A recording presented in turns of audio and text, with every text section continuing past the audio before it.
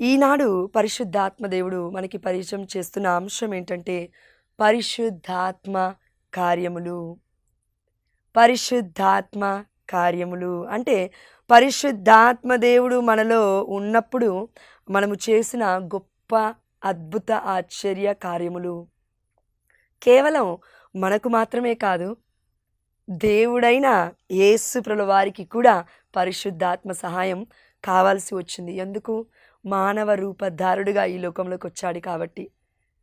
తల్లి గర్భములో పడాలన్నా పరిశుద్ధాత్మ దేవుడు నీపై వేయించేస్తాడు అని గాబ్రియేలు దూత అమ్మ మరియ తల్లితో చెప్పింది.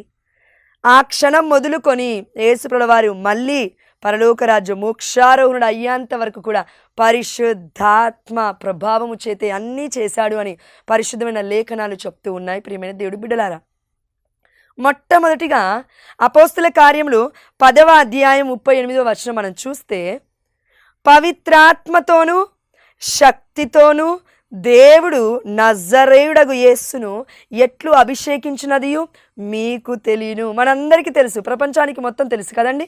యేసు ప్రభుల వారు ఎలా అభిషేకింపబడ్డారు? తల్లి గర్భంలో పడడమే పరిశుద్ధాత్మ అభిషేకం. దాని తర్వాత మనందరికీ ఒక మార్గాన్ని యేసయ్య చూపిస్తున్నాడు. అదేంటంటే, యోర్దాను నది దగ్గర ఉన్నప్పుడు బప్తిస్మ యోహాను గారి చేత జ్ఞానస్నానం పొందుకున్నారు. బప్తిస్మ యోహాను గారు అనగా ఇక్కడ లేవీయ వంశస్థుడు, యేసు ప్రభుల వారు యూదా వంశస్థుడు. అంటే లేవీలు అనగా యాజకులు. నేను ఎక్కడికి పడితే అక్కడికి వెళ్ళి జ్ఞానస్నానం తీసుకుంటాను, నా ఇష్టం వచ్చినట్లు పాస్టయ్య చేతులలో నేను జ్ఞానస్నానం తీసుకుంటాను, కేవలం లే పీపుల్ యొక్క చేతులలో నేను జ్ఞానస్నానం తీసుకుంటాను, అది కూడా ఏకవచనమైన యేసు నామములో అంటే అది కుదరదు. అది అయోగ్యకరంగా తీసుకున్నట్లు జ్ఞానస్నానం కూడా కేవలం లేవీయులు అనబడుతున్న ఈనాడు లేవీలు కాదు, అందరూ ఎవరైనా యాజకులు అవ్వచ్చు.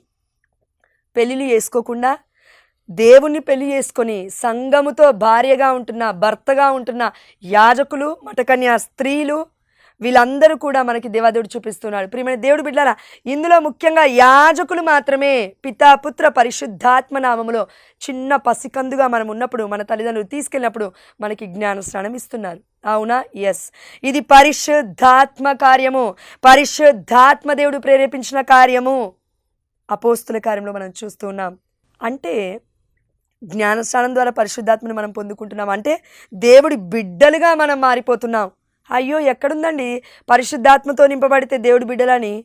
రోమీలకు రాసిన లేఖ 8వ అధ్యాయము 14వ వచనంలో, దేవుడి ఆత్మచేత నడిపింపబడి వారు దేవుడి యొక్క పుత్రులు పుత్రికలట.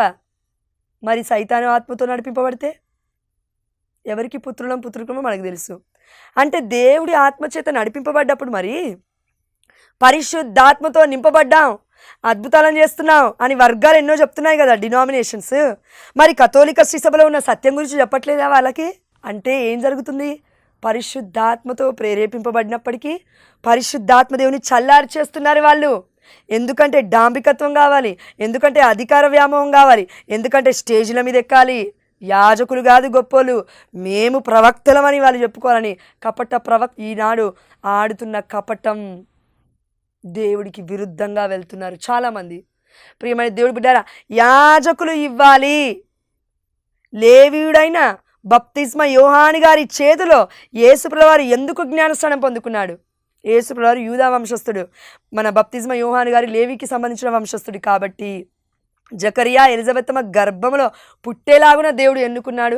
బప్తిస్మ యోహాను గారు పుట్టక ముందే తల్లి గర్భంలో ఉన్నప్పుడే మరియ తల్లి వారింటికి వెళ్ళడం ద్వారా పరిశుద్ధాత్మ దేవుడితో పరిపూర్ణుడయ్యాడు. ఆమె నలుడియా పాపం మొత్తం కాల్చివేయబడింది గర్భములోనే. ఇక ఆదాము ఏవ యొక్క పాపము ఆ గర్భములో లేదు, ఆ పిండములో లేదు, బప్తిస్మ యోహాను గారిలో లేదు. అందుకే ఆయనకి ఎంత గొప్ప వరాన్ని దేవాదేవుడు ఇచ్చాడంటే దేవుడికే జ్ఞానస్నానం ఇచ్చేంత. మరి యాజకుడు ఆయనకే దేవాది దేవుడు లోబడి యేసు ప్రభుల వారి జ్ఞానస్నానం తీసుకుంటుంటే నువ్వు నేనేంటండి వెళ్ళి ఎక్కడెక్కడో వ్యక్తుల చేతులలో జ్ఞానస్నానం తీసుకుంటున్నాము? తప్పది. బైబిల్ అలా చెప్పట్లేదు. బైబిల్లో సత్యాలు ఉన్నాయి. సత్యము, మార్గము, జీవంలో మనం నడవాలి. సాతాను దొంగిలించుటకు వస్తాడు, హత్య చేయుటకు వస్తాడు, మనల్ని నాశనము చేయుటకు వస్తాడు అసత్యం ద్వారా. ఈనాడు వస్తున్నారు కదా వర్గాలు చాలామంది. కథోలిక శ్రీ సభ దేవుడి యొక్క వాక్యం సెలవిస్తుంది. యోహాను సువార్త 10:10లో కానీ నేను మీకు జీవమునిచ్చుటకు, సమృద్ధిగా ఇచ్చుటకు నేను వచ్చినాను. ఆమె హల్లెలూయా. జీవం ఎక్కడ దొరుకుతుందమ్మా? జీవం ఎక్కడ దొరుకుతుందయ్యా? ఒకసారి ఆలోచించండి. వాక్యంలోనా? Word became flesh. వాక్యము మానవుడై మన మధ్యలో నివసించెను.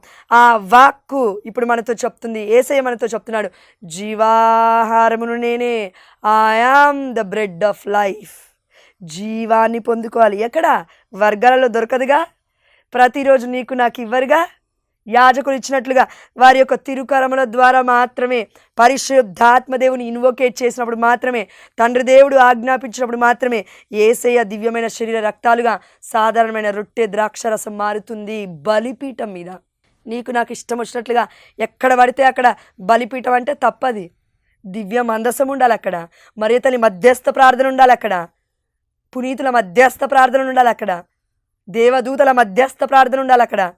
ఇవన్నీ విశ్వసించకుండా దేవుడు ఒక్కడే, నేను ఒక్కదాన్నే, అయితే నిరీక్షణ లేదు, ఇంకెక్కడే చచ్చిపోదాం అంటున్నారు. ఈనాడు సత్యం పట్టుకున్నవాడు స్వతంత్రుడు, అసత్యం పట్టుకున్నాడు ఎప్పటికీ చచ్చిపోతూనే ఉంటాడు. అసత్యంలోనే సాతానుగాడు వెళ్తుంటాడు. కాబట్టి అంటే ప్రియమైన దేవుడు బిడ్డలారా, పరిశుద్ధాత్మదేవుడు ఎంత గొప్ప కార్యాన్ని చేశాడంటే, మొట్టమొదటిగా యేసుప్రభుని వారిని మరియ తల్లిలో గర్భంలో పుట్టిందే పవిత్రాత్మ ప్రేరణ ద్వారా. మరి మళ్ళా ఎందుకు పవిత్రాత్మను పొందుకోవాలి యేసయ్య?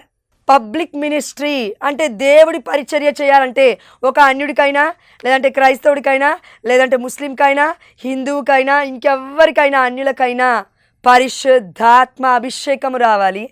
ఆ అభిషేకం కేవలం యేసు నామములో మాత్రమే కాదు, తండ్రి కుమార పరిశుద్ధాత్మ నామములో అని ఎప్పుడైతే గురువు ఆశీర్వదించి జ్ఞానస్నానం ఇస్తాడో అప్పుడు ఆ బిడ్డ దేవుడి బిడ్డగా మారుతుంది. దుష్టుడు ముట్టుటకు వీలు లేదు.